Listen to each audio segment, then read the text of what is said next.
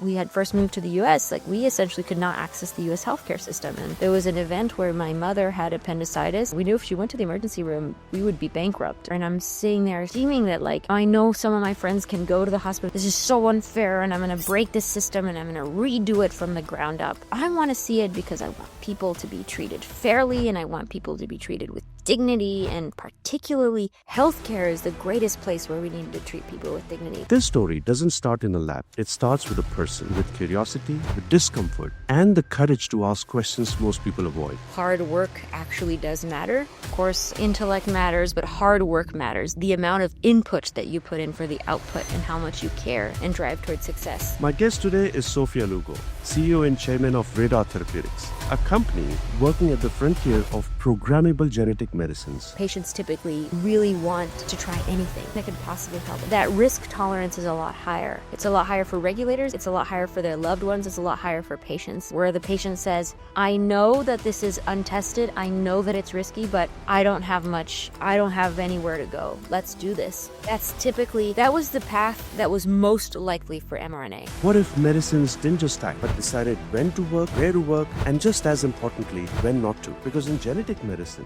power without precision doesn't just fail, it can harm. Actually, Moderna was working with biotech. That was an oncology company, because in cancer, you often have patients that have no hope. That's often where we test out new biology, new medicines. How first principles, leadership, long-term thinking shape innovation at the edge. I wanted to leverage all the resources at my disposal. So I've always naturally been drawn to apply myself, have a very strong idea of what direction I want to take a set of resources towards. That's how I see organizations. They're a set of resources. They're a group of people already united by an idea. Can I apply direction? That's always been something that I think has come naturally to me. So if Radar's approach succeeds, what fundamentally changes for drug development as an industry? Firstly, I think that drug development is so interesting, particularly in the genetic medicine side, because... Sophia, welcome to Drug Diaries.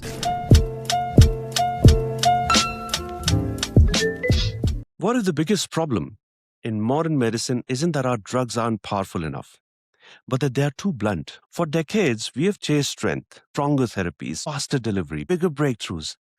But somewhere along the way, quieter questions started to surface, one that challenges the very foundation of how we treat disease. What if medicines didn't just act, but decided when to work, where to work, and just as importantly, when not to?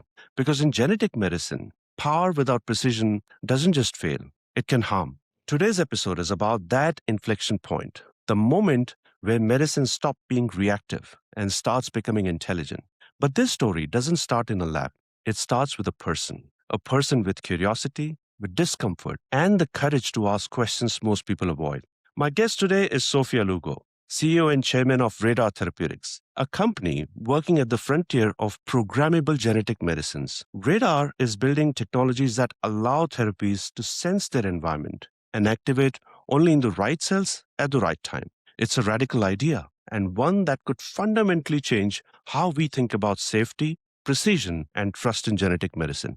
In this conversation, we'll explore the hidden limitation holding today's genetic therapies back, why programmability could be the next major shift in drug development, and what it really takes to build a biotech company where the science itself is still being invented, and how first principles, leadership, long-term thinking shape innovation at the edge. We'll start simple, we'll go deep, and by the end, you may find yourself questioning not just how medicines work, but how we define progress in science. This is a conversation about precision over power, about intelligence over force, and about the ideas that may define the next era of medicine. Sophia, welcome to Drug Diaries. Thank you for having me, Kaushik. Thank you for joining us, Sophia. I'm delighted to have you on the show. Sophia, something I've noticed when speaking to people building at the frontier of science is that their decisions aren't driven by titles or ambition, that they're driven by deeply held beliefs formed much earlier, long before companies or capital enter the picture. So before we talk about Radar Therapeutics, RNA, or the future of medicine, who's Sophia Lugo really? Beyond LinkedIn profile and when none of the titles are in the room. Yeah, that is a broad question. Who am I really? Yeah, I think I am someone who's really driven by impact. Why am I here in this world? What impact do I want to drive? And is really driven by feelings of justice. I want to see justice in the world. I want to see people treated with equal dignity. I want to see people being able to access technologies regardless of where they're born or how they look or their means. And that has been a theme that has really driven me for a long time. And I think for me, growing up in Chihuahua, Mexico, and in El Paso, Texas, and then going on to study at the places I did and seeing, wow, there's amazing innovation that is being worked on.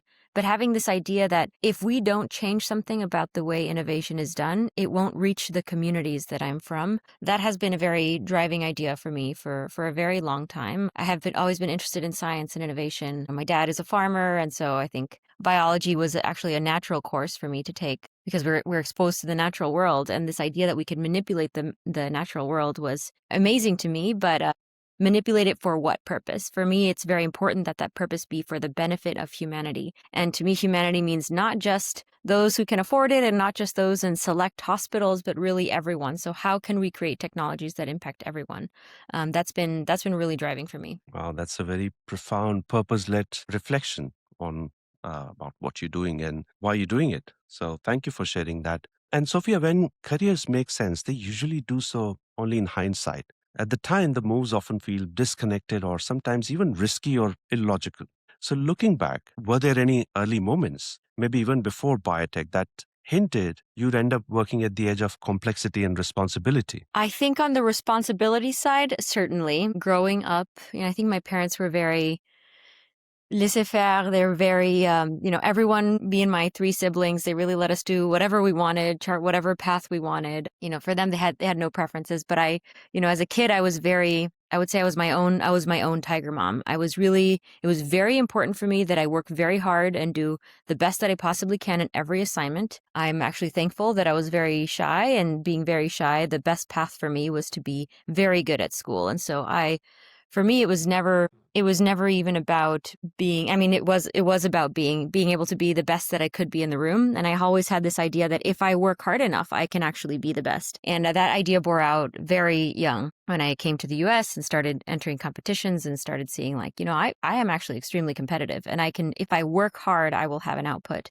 So that for me, the idea of personal responsibility has always been something that's strong with me. The idea that my input will affect my output, and certainly luck is involved. Luck is involved in success, but you can increase the surface area of that luck. That is something that I have always known and has always driven me to know that, I should put my foot in the ring, or I should participate in wherever I want, and that I could actually be the best in anything that I applied myself to. I've known that for a long time. I think since middle school, I've been being elected as first most likely to be dictator, high school, again, most likely to be dictator, in college, president and vice president of 8 clubs. When I went to business school, kind of same, kept being president of all the clubs that I could. And for me, it was not just about running. It was about, I had real ideas for how these organizations should work and how they should impact the world. And I wanted to leverage all the resources at my disposal. So I've always naturally been drawn to apply myself, have a very strong idea of what direction I want to take a set of resources towards. That's how I see organizations. They're a set of resources. They're a group of people already united by an idea. Can I apply direction? That's always been something that I think has come naturally to me. So it's not so much the title seeking, but it was always, for all of these organizations, I just felt that I cared. I would care so deeply about whatever it is that these organizations were about. And that naturally led me to be in a leadership position, and in that leadership position took the interests of the organization extremely, extremely personally. And I think those around me always knew that I was willing to put in the work, and I was willing to make hard choices when they needed to be done, and I was willing to make leave those organizations stronger than I left them. So for me, leadership, personal responsibility, they have been things that I use the word come naturally, but it's really I've been practicing since I was young. I think the most likely to be dictator comment came from the idea that I had an idea of how the classroom should run and how teachers should do things and how other students should do things. And I think I've always been, since elementary school, middle school, high school, everybody's tutor around me. I'm trying to make sure that everyone gets set to a certain bar of performance. I'd say my bar for performance for those around me has always been very high. I've always believed that I'm not the only one capable of having great output if I work hard. Everyone around me is capable of a great output if they work hard. And so I think that led me to be, have strong opinions and let other people know of my strong opinions of how things should be and how their input could transform the output. Right. And was there someone in your family who you drew this outlook, the belief system, and the grit from? From my family, I mean, I do think my father is one who he grew up in Mexico in a farming community. He did not have much growing up, would get his clothes from orphanages and work and go to school. And he was one of the first in Mexico, one of the first kids to go to a public school to win the National Physics Award, actually. And so it's once again the idea of applying himself. He could really accomplish anything. Even he could accomplish things that kids with more resources and more time, were traditionally the ones that were getting these awards. And that award didn't matter so much. It's more of a signal to his dedication, and I think his same belief that hard work actually does matter. Of course, intellect matters, but hard work matters. The amount of input that you put in for the output and how much you care and drive towards success. And so I think my father has always been an example of that. My parents, they had the four of us pretty young, I think was pretty disruptive for their lives. But my dad since then has been able to, he's also an entrepreneur and has been able to build up a pretty large agricultural business from scratch, which is not easy to do, particularly in Mexico, where often if you see a large farm, big portions of that land were inherited, and my father did not inherit anything. So he's really applied himself to build something very large. I have seen, since my childhood, I've seen him work nonstop, really. I mean, he had I'm sure that having a family was a big driving factor for him and getting hard work done. But he's always been an example and always told us, never sit on your laurels, work hard. Working hard matters, working hard with direction and doing hard things, motivating resources around you. He's always been very creative in how he gathers those resources. For his first sheep that he bred before he had land, he went out to an aunt in New York and, asked for a loan from her. He's done plumbing, electrician work in the U.S., then returned to Mexico to try to build more. All the returns that he's gotten from his smaller businesses, he reinvests in the business. So he's been super dedicated to building, super dedicated to finding ways to build resources where there are none. Very creative about different business ideas and different ways he can redeploy the resources that he's built. And that's something that I've had a front row seat to my whole life. In fact, everyone in the family gets involved. I was best with paperwork, so I was the one who could help with the paperwork and help, particularly paperwork in English for my parents. And my mom is the same way. My mom, I think at a young age was surprised with 4 children. Well, not surprised. I hope she knew they were coming, but, those were really difficult times, and my parents did everything in their power to make sure that we had resources. My mother really pushed for us to study in the U.S., which to me was very important. The U.S. aligns with that culture, in my view, of risk-taking, of working hard, particularly working hard through school, where anyone from any background could actually reach elite institutions and have better opportunities. So I'm very thankful that my mother pushed really hard for us to be in the U.S., and both of them, I think, are examples of grit and resilience. Wow. They must be really proud of you for how you're taking their legacy forward in your own way. And Sophia, we've made incredible progress in genetic and mRNA therapies over the last decade, especially in speed and scale. But progress often hides its own blind spots. For someone listening who isn't deep in biotech, what's the biggest limitation in today's genetic or mRNA therapies that most people don't realize exists? Yeah. So I'll say on the mRNA therapeutic side, what I find a lot of people don't realize is we have never had an mRNA therapeutic approved. A vaccine is not a therapeutic. There are different technical requirements to building a vaccine than building a therapeutic. But a therapeutic, which is something that cures disease, has never been approved in mRNA. I think what people don't realize is that mRNA, Moderna, BioNTech, there were these companies, CureVac, that were working on it for about a decade. There was a very risky idea, the idea that you could, in a way, it was borrowing what the cell is already doing, which is, the ribosome comes in and reads mRNA and makes protein in the cells. And these companies were trying to co-opt that process, put in a synthetic piece of mRNA and have it make the protein that we encode for. So it's a great idea, but these ideas are very challenging. Manipulating biology is actually very challenging and takes a long time. It's great that it's that way. If it were too easy, that would be worrisome. If it were too easy to manipulate biology, I think the end of humanity would be nigh. So I'm glad that that there's a level of difficulty. It shows how amazing the body is in its function, that it can recognize foreign substance from natural substance. But yeah, mRNA took a long time. Before the pandemic, there were a few hundred millions that were invested from the government into the development of mRNA, so on the R&D side. Then in the pandemic, another about 10 billion were invested, public funding, the vast majority of that in the US, into making mRNA work. And so there was a huge effort during the pandemic. I think, by the way, like 8 billion of that actually goes into the manufacturing side. But huge amounts of public funding went into a concentrated effort to make mRNA work at a level where it could produce a vaccine. And what's required to produce a vaccine? For a vaccine, you don't actually have to be very specific about where. The idea of a vaccine is, you get the injection in your arm. Any cell can really make a protein. That protein will look like the protein that defines the coronavirus in this case. It will look like that to your immune cells. Your immune cells will recognize it. And then next time they get hit with an actual virus, they will think foreign substance, let's attack it. So it's really a training tool. But for a vaccine, you don't really have to be specific about where you make protein. The immune system is going to amplify it. You also don't have to make that much protein. You actually don't want to make that much protein. You want to make very little protein. I mean, you probably noticed many of us who got the mRNA vaccine felt pretty sick.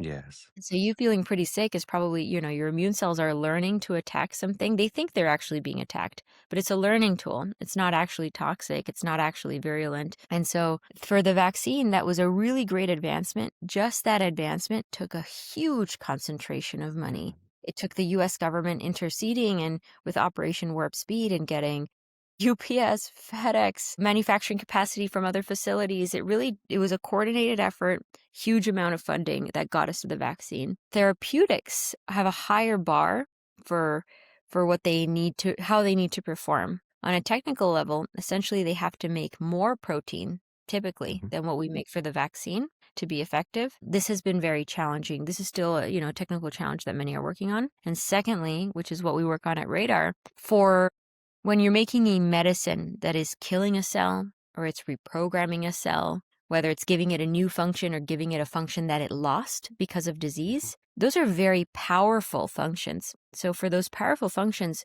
you really want to make sure that you're only reprogramming, like you said in the introduction, the right cells at the right time. We don't want to go back to chemo standard of care. Chemo is like, you're just eliminating all growing cells and people lose their hair and experience a lot of side effects. And you're killing off cancer cells. You're also killing off other cells.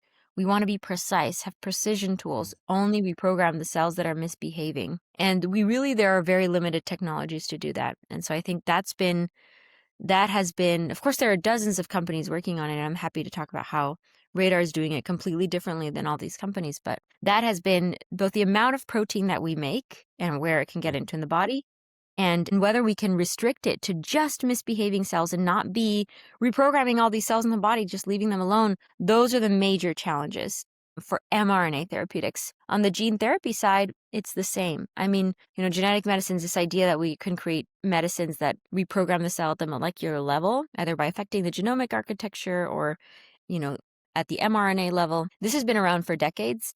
Many of us don't know anyone who's ever, been a patient for a genetic medicine, so they haven't, really been the revolution yet that we expected. Yeah. And I think one of the major reasons is, again, for gene therapies, a lot of these gene therapies, and a gene therapy, by the way, is a therapy that essentially puts in a gene into a cell and makes the cell recognize the gene.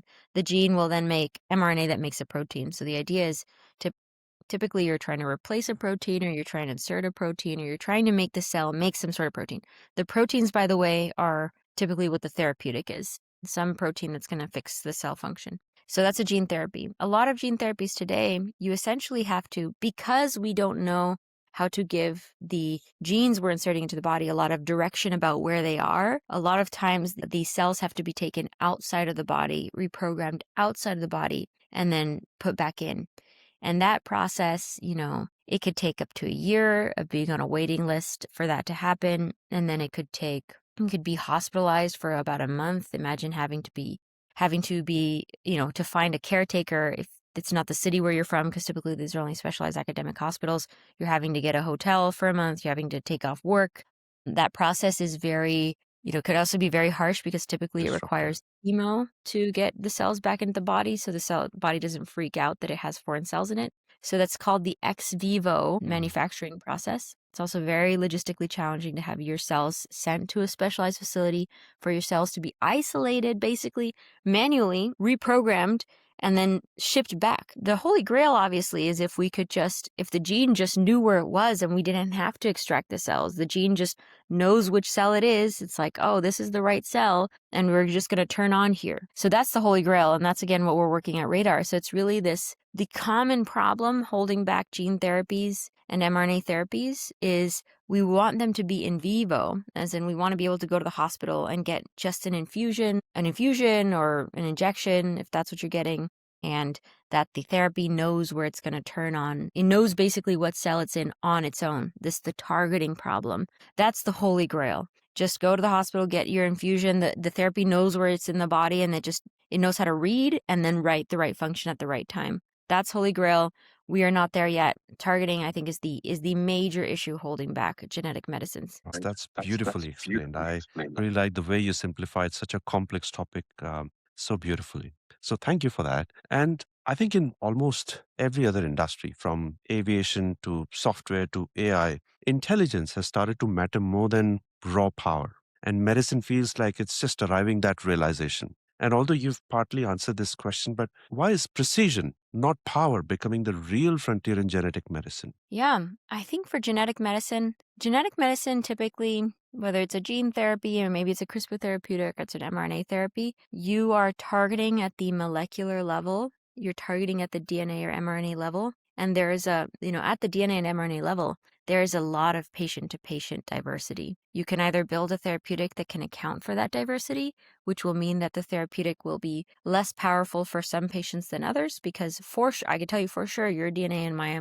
DNA are different. The DNA of myself, even my brother, will be different. You get the closest you could be is identical twin. But the idea is that there is a lot of patient diversity at the DNA and mRNA level, it is great because it's great that we can create precision tools, molecules that are what we call small molecule, which are typically made chemically, just like your Advil, your Tylenol. Most medicine that you take is probably a small molecule. These are really blunt. It's hard to direct where they go, where they distribute in the body, and figure out what function, what mechanism they have to achieve an outcome. Very difficult to track that. DNA and mRNA, you can actually rationally design it, means you can know ahead of time, this is patient's DNA or this is patient's mRNA. I'm going to design something that makes it cut exactly here, or that binds exactly here, or that only targets when this thing is present. One of the largest benefits of genetic medicine is, of course, that it has more versatile in what it can do. It can actually program a new function or restore a function or kill or many things, but it can also be very precise about where it goes. So it just, I do think the future is more precise. The future looks at what is at the molecular level, what is driving disease in a patient, and let's target exactly that. It's essentially, again, moving away from the chemo standard of care, moving away from blunt objects that make people sick while we help their symptoms. That's what we're trying to do. Right. And I guess that's where Radar comes in, because Radar starts with a very different assumption about how medicine should behave. And when you look at truly disruptive companies, they rarely start with a solution. They start with a question that feels slightly uncomfortable or even inconvenient at that time. So, what was the question that wouldn't leave you alone? The one that eventually became Radar Therapeutics. Yeah. I'll actually start with my co-founder here, because he's been thinking about this for the past decade. And I hopped in, when I met him, we met at Stanford when he was doing his PhD and I was doing my MBA. But, 10 years ago, my co-founder, who's an undergrad at MIT, he was in the lab, the Ron Weiss lab that was basically right next to Moderna. This is 10 years ago, or maybe a little more now, actually. And so Moderna was not the big brand name that we know of today. There was no mRNA product on the market, so, more obscure. Around the time, I think everyone was enamored by DNA and CRISPR. Yeah. A smaller community of scientists were really thinking about mRNA as a potential place to target or from which to draw lessons to create therapeutics. And he is of the ilk of that more narrow set of scientists that are really interested in mRNA. And for him, the holy grail was really, he was also in one of the first class at MIT of card-carrying synthetic biologists when they really combined computer science and biology into one major. He was part of that ilk. And the idea became, can we actually engineer biology to act the way that we want? Can we program function? Can we look at it like software? Because in a way, it reads like software. DNA and mRNA reads like software. There's different nucleotides that are strung along together, and the body essentially has proteins that read that software, and there are ways to interpret that software. What protein is going to come from what nucleotides. So it mimics software in many ways. You can also see it on a computer. If you sequence something, you can see that sequence on a computer. You can manipulate it. And yes, so the idea was, can we actually engineer biology to do what we want it to do? As a synthetic biologist, he thought of, can we incorporate logic circuits or the principles of electrical engineering and logic into this software? It's very obvious that for software, you don't just want an execute function. You also want logic. You want it to be able to read if and or. You want it to be able to do more things. Execute will be powerful, but not for everything.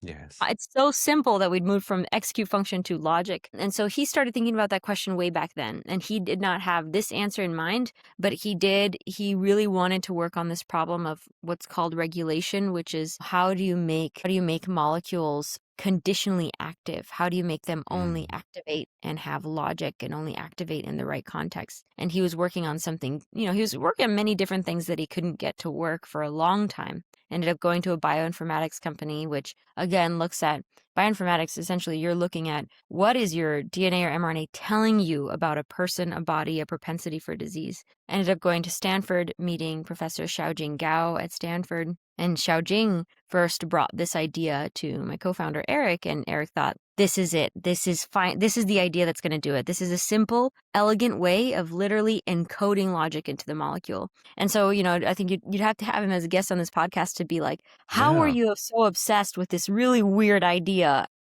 Back then when nobody was thinking about this, I guess it's actually more like 15 years ago, nobody's thinking about this. Why are you so obsessed with this thing for a decade about, can you program logic into an mRNA? No mRNA products on the market. I think he wasn't really thinking of the product. He was thinking about what are the limits of engineering to biology. And that's always been what's fascinating to him. So yeah, I want to get in his psyche too to understand that. From my side, I was at the business school. And I had taken on I knew that I wanted to be in biotech innovation. I wanted to I'll say I also at the time I had cancer in business school. And so to me, it just was so obvious that working on disease and coming up with new treatments for disease that were safe and painless and helped people feel that there was hope on the other side was extremely worthwhile to undertake. That was so obvious to me. And in the business school, I sought every opportunity to be exposed to the wonderful innovation happening at Stanford. There was so much, and I tend to have some shiny object syndrome. So I was really interested by a lot of the research. I ended up working at the licensing office to try to, help different professors and different grad students figure out if their technologies are ready to be commercialized, and then help them figure out a plan for what a company could look like, what investors are looking for, what pharma is looking for, or what other corporations are looking for that may want to partner. So I got to work with a lot of PhDs. In that process, someone that I helped was like, you should meet this guy, Eric. He is obsessed with this idea of building programmability into mRNA, and I just think you should talk to him. And when I talked to him, to me, it's almost like I had been so primed to see how obvious and awesome and world-changing it would be if Radar worked. I had been at Gates Foundation just before that, and we had been thinking about, part of my remit was mRNA supply chain distribution, manufacturing, and white space opportunity mapping, like where can mRNA go from vaccines? So I'd already been thinking about that. I was working with a VC on an RNA thesis as well. I was at the licensing office looking at all these technologies. And then there it was, a way of thinking about, it was so obvious to me at the time that targeting is a major issue, particularly because I'm interested in scalability and access. And this ex vivo process is never going to be scalable. It's by definition, it is not scalable. It's always bespoke, always going to be complex. How can we make it scalable? And I read his paper and I met him, and I think he didn't have the idea of exactly what product in mind, but I thought, this is it. Everyone has been looking at this targeting problem by trying to change the packaging, and we can talk about that more, but everyone, dozens and dozens of companies are trying to take this lipid that was successful in the vaccine that is made to be cleared in the liver. It was not made to be distributed throughout the body. It was made to be cleared in the liver. They're all trying to take it and tweak it. They're all trying to take a more risk-free approach to get it to go to different places. And, it's been decades of work doing that, and decades of work and tons of money. But, I would say most people are more risk-averse, so are investors. And so I see how they're taking a validated technology and trying to get it to do a different thing. This is a totally orthogonal way of thinking about it. He is taking the molecule itself and building in logic. And of course, you had to have the idea for how to do it. But I was like, this is a completely new way of thinking about it. If we're successful, we change the way the rest of industry thinks about it. They no longer have to try to make a lipid imagine a lipid nanoparticle, so a tiny piece of fat, autonomously knowing what cell it's entering. I don't see rationally how that's going to occur. But this is rational. It's like we know the sequence that we're going after, and we encode something that can target that exactly. So I really thought, this is it. If this works, genetic medicines are different. Every genetic medicine would want this. It's so simple. It's so obvious. So to me, it was honestly like, the solution is so obvious. It's so obvious that you'd want to do it this way. Next step is take an obvious thing and actually do something about it. If you do nothing about it, I think that leads to nowhere. But really, it's him with this obsessive idea of building programmability in. And for me, it was seeing something that I thought was so obvious. And then someone who, my co-founder, really brilliant, really felt like the scientist that was going to make this work. Wow. And it takes a lot of persistence and belief in the idea to stay with it for so long when there are no signs of any early success. So hats off to you and Eric for carrying on with this research work. And when new technologies succeed, they don't just improve pipelines, they reshape how risk, responsibility, and trust are distributed across the ecosystem. So if Radar's approach succeeds, what fundamentally changes for drug development as an industry? Firstly, I think that drug development is so interesting, particularly in the genetic medicine side, because genetic medicines are very, very complex. This idea of being able to engineer biology is a great one. But again, it turns out that every component of that drug product tends to be hard. And so I think that a lot of companies, basically, what I think happens in industry is a lot of companies are really forced to reinvent the wheel on all aspects. So it's like, in genetic medicine, there are typically multiple parts. The two main parts are the packaging or the delivery system. So, and inside that delivery system is a gene therapy, or it's an mRNA therapy. So it's a DNA molecule, or it's an mRNA molecule that encodes for something. So those are the two major parts, the DNA or mRNA and the delivery vehicle. The delivery vehicle today are often viruses that are essentially, the bad properties are all taken out and they are manipulated so that they go into the tissues that you want and don't cause inflammation or side effects up to death. So these viruses have been kind of difficult to work with, and some have caused very unfortunate events, but we try to engineer them to not be so, to not make the immune system freak out. And then there's these lipids. So the lipids, it's a little lipid. You could probably, there's dozens of companies trying to change the formulation, and essentially you change formulation, or you put something on the lipid and it might go more to a different tissue. They tend to sink in the liver. Also has been patient harm if you have too much built up in the liver. I want to see an industry. So today, basically companies, you want to own the whole IP stack. And so companies they're like, well, I'm responsible for making the viral vector or the lipid and the molecule. And all of that requires a huge research agenda. And you do that because you want to own as much of the royalty stack as possible if it becomes a therapeutic, and that's how investors value you. And often what that leads to is these places are so crowded on the IP side that it leads to endless litigation. It leads to having to reinvent the wheel on, maybe one company has a good delivery package and one company has a great molecule, but it's hard for them to work together, essentially, because all of them want the biggest piece of the pie. I hope that if we can actually make what are called platforms work. Platforms are basically, platform is a technology that is able to actually generate a lot of different assets, or a lot of different, in our case, molecules, a lot of different sensors that can retarget a cell. and we can actually quickly redevelop those sensors, that we can show that there is economic value in collaboration. So I want to see an industry that I think if we cared the most about the patient, what is best for the patient, we would find economically viable ways to collaborate more. The best viruses need to come together with the best molecules. And I think that we have seen pharma take on partnerships with two parties working together. We have seen parties work together to go to the clinic. We've seen some of it. Investors tend to not like it, but I hope that if these platforms are actually generative, more companies will come together to do that. We will create better drug products in that way. And right now, to structure that kind of deal where it's I'm incentivized to say I'm the major part of the drug product and you're the inactive part. And so I take the majority of the economics. And that company, which has just raised a lot of money, they'll say, well, I can't raise more money if you own the majority of the royalties. I'll go bankrupt and then we're both going to be sucked. So it becomes very difficult to structure those kinds of collaborations, but I want to see that done more. I really want to see us industry working together to create the best drug products possible, and investors and on the private and the public side coming up with understanding, supporting that and ensuring that it can become economically viable, because I actually think that that will lead to more successful drug approvals if people work together. Same on the manufacturing side. So I'm starting to see that a little bit more, but I'd love to see it even more than we do now. And I think that what ends up happening, today for our company, for example, we are working on novel biology, essentially. We've created novel biology. That's very risky. And so investors want us to be like, okay, well, you're already working on something very risky. Use something very unrisky for the delivery package. If you truly want to do novel things and make the best drug product possible, you have to take on risk. You have to go through, you maybe have to leave the lipids behind and go through the newest types of delivery vehicles that have never worked, but in theory should work. We should be able to have the appetite to test them all.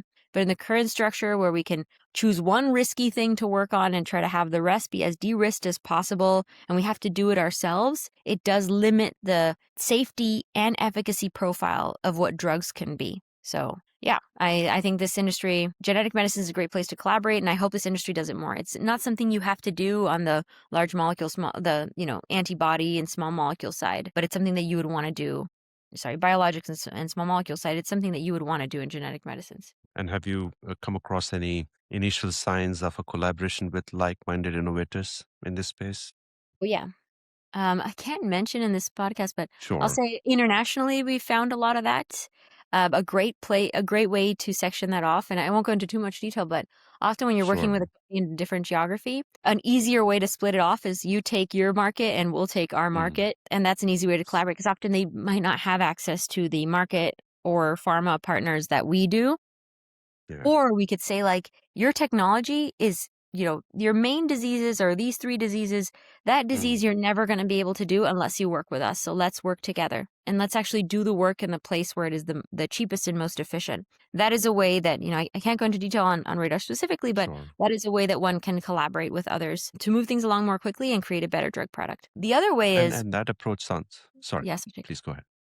I was just saying that this approach sounds very sensible and logical. I think it should work for both parties. Yes, it should work for both parties. I will say that this industry it's highly innovative. Investors try to minimize as much. They choose one area to have risk in and try to minimize as much risk elsewhere as possible, including on execution risk. And so I think maybe in every industry this is true, but the safest place for people to be is pattern recognition. Right now, biotech, it is an area of immense disruption. We have the entrance of China, the entrance of AI, the entrance of mRNA potentially as a therapeutic. It's very disruptive right now. And, I think I'm hoping investors are open to seeing new ways of building companies, because in disruption, pattern's not going to work. But yes, to me, in theory, this works and makes sense. And I think that's where first-time executives are very valuable, because we might look at the world and say, hey, this is how it should actually be, and we're just going to do it this way. Versus, if you've done it 3 or 4 or 5 times and you go back to the patterns that you recognize. I think in a time of disruption, there's pros and cons to that. Yeah, absolutely. And I think public trust in genetic medicine is fragile. Safety isn't just scientific, it's emotional, ethical, and societal. So, how does programmability change the conversation with regulators and with patients? So that is a great question. When I was during the pandemic, I was at the Gates Foundation, and at the Gates Foundation, something we were tracking is the reaction to, I mean, we were all in awe and inspired that mRNA was nothing, we'd never put mRNA in a human and it was working extremely well. I mean, it could have gone the other way. It could have actually, it could have hurt people. It could have not worked, but it worked beautifully. And there's in so many parallel universes, I'm sure that, it could have been otherwise, but this is a molecule that really worked and saved millions of lives. And we were in awe of that. But the other thing we saw is how emotions, different associations that people took from the pandemic and put onto this unknown molecule, how uncertainty played together to foment distrust. And so I think what we saw was, and what I often hear is, in the US, people were generally upset. Mask mandates, not being able to see loved ones, not being able to perhaps be at the bedside of someone they know that is hurting or dying. So much uncertainty and no government doing a good job at explaining uncertainty or even being honest with people about what we did not know and what we did know. Authorities throwing around numbers that I think weren't, it's like 6 feet, 9 feet. How far away do you have to be from someone, standing in line? These were numbers that were used that had little backing. And I think people realized that I think this uncertainty and authorities perhaps not being so open about this uncertainty made people very nervous. mRNA was certainly new to the scene. It was new. It was a huge public experiment on this new molecule that, again, was extremely safe and worked beautifully, but it could have gone a different way. I think even in the pandemic, I was nervous. We were tracking this mRNA vaccine, and I was like, I don't want to be one of the first to try it out. We don't know how that's going to work. Yeah. So I think all those feelings were very fair. Eventually I did, but really only when I saw that it was working. It is totally fair to feel cautious or scared or uncertain or protective when you're facing immense amounts of uncertainty. You can see that the authorities are struggling to deal with it and are maybe giving messaging that doesn't resonate or, you can't find a rational backing to. And then you lay onto the scene. Then there's the general background of being separated from loved ones and living in a new environment. And then there's the vaccine. And I do think a lot of that emotional charge was concentrated onto the vaccine in our memory. Yeah. When in reality, if we look at the numbers, we had many, many, many sick people. And because there's always, I think patients typically really want, or they really want to try anything that could possibly help. That risk tolerance is a lot higher. It's a lot higher for regulators, and it's a lot higher for their loved ones. It's a lot higher for patients, where the patient says, I know that this is untested. I know that it's risky, but I don't have anywhere to go. Let's do this. That was the path that was most likely for mRNA. Actually, Moderna was working with biotech. They were working on oncology for a long time. That was an oncology company. Because in cancer, you often have patients that have no hope. That's often where we test out new biology, new medicines. This was a totally different case. We tried out an entirely new class of medicines in healthy people. That is very different than trying out a new class of medicines in sick people. And it was a time of crisis. And so I think in that time of crisis, perhaps the authorities didn't do the best job possible to be honest with people. This is untested. This is untested. We believe it will work, but, I think a lot of people felt that they were pushed into taking the vaccine with some uncertainty. Some people really wanted it, right? We have to remember that. I remember trying to schedule for a vaccine and you had to literally know someone who was part of the distribution team or you couldn't get an appointment. So I think a lot of people were clamoring for them because people were so scared of the virus and wanted any sort of protection. Yeah. But then a lot of people felt too like this is a new class of medicines that is untested. That's a very valid feeling. And it is not typically the case you have a new class of medicines tested in healthy people. That is a huge difference with how mRNA was introduced into society. I think it's been amazing for the field. So many companies have sprung up working on so many different parts, like huge amounts of investments because it works. So it's been positive, but unfortunately it's been left with a lot of emotional charge that has now made it into a political issue. Yeah.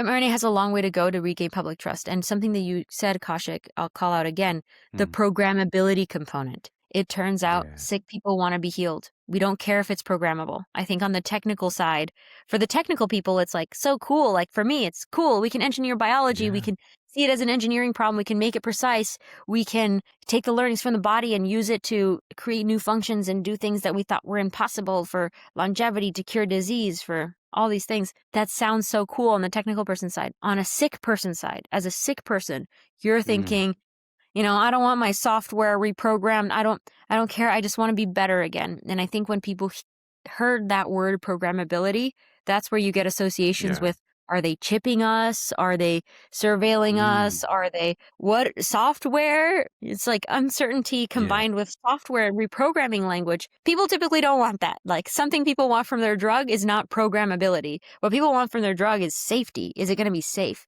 Am I going to be safe? Is it then going to be out of my body? Is it going to permanently affect me in some way? People don't want that typically they don't want permanent change unless the permanent change directly affects the disease. And is it going to be effective? That's what people want. They don't want, is it technologically cool? And Moderna was a VC-backed company. So all their pitches were about how programmable and software-like they were. So yes, I think in the public sphere, we should be very careful about how we use that language. Cool for VCs and other technical people, we can engineer biology. For patients, it's about safety and efficacy. Absolutely. And I still remember the times when the COVID vaccine came out and there were all sorts of conspiracy theories going on, like um, you're being injected nanobots into your bloodstream. And so programmability was considered a big risk and threat. But now I hope the perception has changed over time and people will take it more positively. I do think when you start to see the place where we're going to see mRNA next is what are called personalized immunotherapies. It's Mm. essentially it's mRNA for oncology essentially, but it's truly precision medicine because it accounts for the diversity of the cancer that the body is expected to see. It basically prepares your body to attack a cancer versus a vaccine. Once mRNA enters into oncology, you'll start to regain some of the narrative, which is like, this is a technology meant to help sick people. And the vaccine Mm. side prevent people from getting disease, and it was very effective. And I think it is a human universal pull towards empathy when we see a sick person and we want to help them. And so I think that will make people think like, no, we don't want to take this technology away from sick people. It can help sick people that had no other options. So I do hope when we start seeing mRNA as a therapeutic approved and more mRNA Mm. therapeutic pipelines emerge, that people will really see why is it that we like mRNA. Actually, one of the reasons we like mRNA is that it doesn't affect a permanent change like a gene therapy. Yeah. Sometimes you do want a one-time permanent change that is curative because you want a cell to always be making this protein. You don't want to keep Mm. reinfusing and reinjecting. But for a lot of diseases, you actually don't want permanent changes in the body. You want the body to receive a code to make something temporarily and then get it washed out. So for the diseases where that's the case, and typically these are chronic diseases, they're not immediately life-threatening, autoimmune diseases, we actually want something that gets washed out and just encodes for a function in a temporary way, cures the disease, and then the body can be reset back to normal. We want to perturb as little as possible. That's the benefit of mRNA.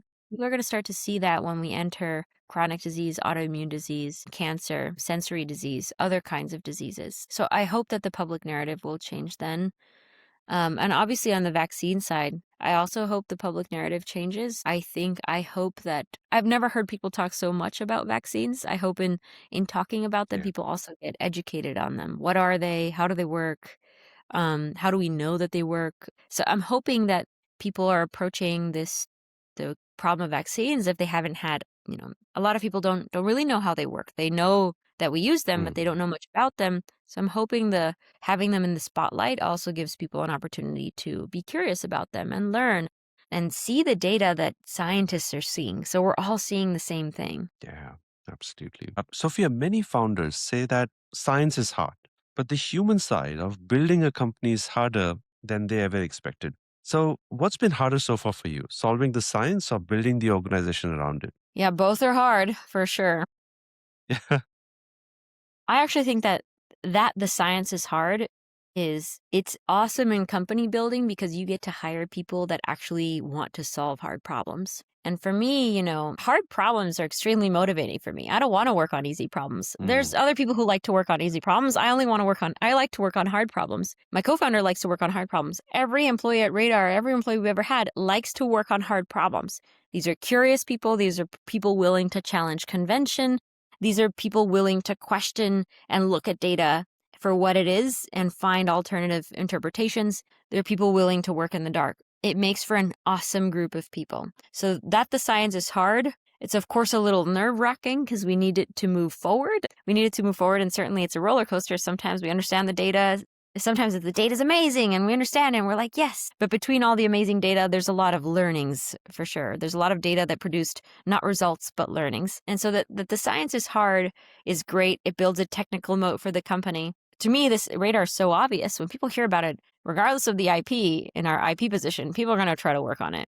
And that's please do work on it because this is a very hard problem. And so that in itself, we have a uniquely hard problem that we are uniquely suited to solve. And that's amazing. People come after us. That's fine. We're going to have this huge technical moat because we're learning the fastest. And I do think we have the best team to tackle this. So actually the science being amazing, it being hard is great.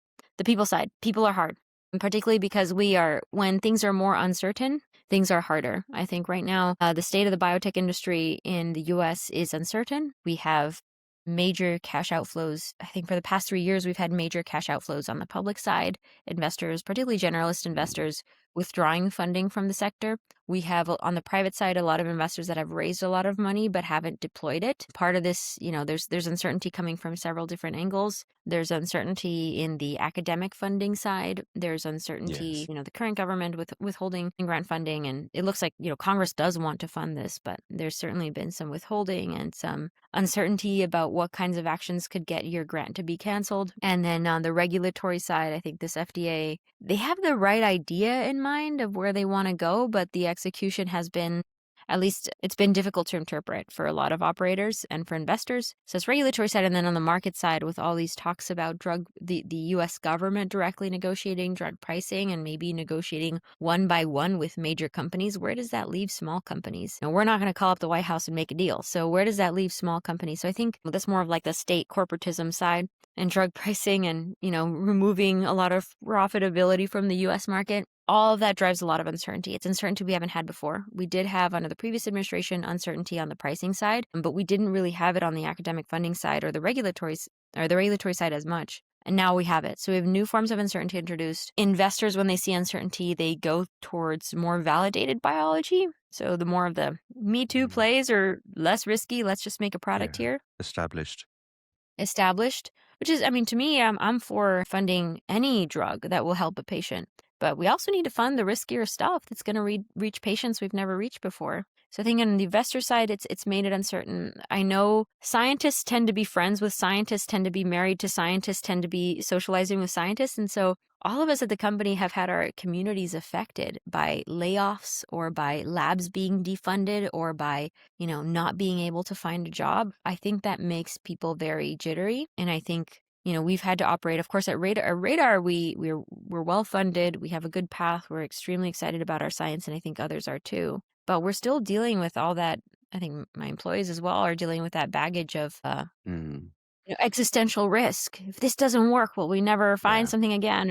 And I think that does make it difficult. It makes things more emotionally charged. I'll also say from the executive side, this is I've talked about I've held many leadership positions before, and I'm pretty comfortable providing direction and having opinions on where to go and driving through uncertainty. But this is the most uncertain space I've ever had to drive through. My co-founder is the technical expert, and I'm responsible for the overall vision and strategy. But I make so many decisions where it's like, I've gathered all the information I can, and I've made a decision. And you have to do that, not knowing if you'll be right and knowing that people's jobs and a potential drug product that could change lives depends on it. So I think it's been, trying to communicate why we're taking a certain direction, trying to keep everyone on strategy with all the uncertainty going around and knowing that sometimes decisions are not They're not, sometimes people don't agree, but we have to drive forward. That's been very tough. Yeah, I think in an emotionally charged environment, trying to have our team inspired to say, like, hey, like, close that out. Remember our vision, our mission. Focus on it here. This is what it is. We're making decisions with uncertainty. We don't have unlimited resources. We don't have unlimited time. We just need to drive and all row in the same direction. It gets tough and can be very emotionally charged. And sometimes we have to make hard decisions for the benefit of the goal and the company. And that's the way that it is. Yeah, it's been tough. It's been tough. Sometimes we're all sitting there as a group and we've just put in a lot of work and we get data that's disappointing. And that's always a hard it's a hard thing, but I think we have to reorient the team towards we chose to work on a hard problem. If this were too easy, I'd be worried. I'd be worried that we're getting the right, that we're doing the right experiments. And I'll say we've always had, eventually the good data comes, but certainly the people side is incredibly tough. And also keeping investors aligned to your risky mission. Because, I have all these investors, institutional investors that came in and super excited by the vision. I explained to them it's going to be hard. And they're like, yes, we love hard problems, visionary, change all of industry, Nobel Prize, all that stuff. But when we're actually in it, you have to keep them interested. And like, remember we said we were doing a hard and novel thing? Remember we said it's not going to move as fast as a de-risked product? Well, here we are. We're moving forward at the speed that we said, and it's a good speed and it's good resource allocation. But to keep investors focused on the mission and that our mission is a hard one but a worthwhile one is also a challenge. It's about keeping everyone patient enough and let it bake. Yeah, very well said.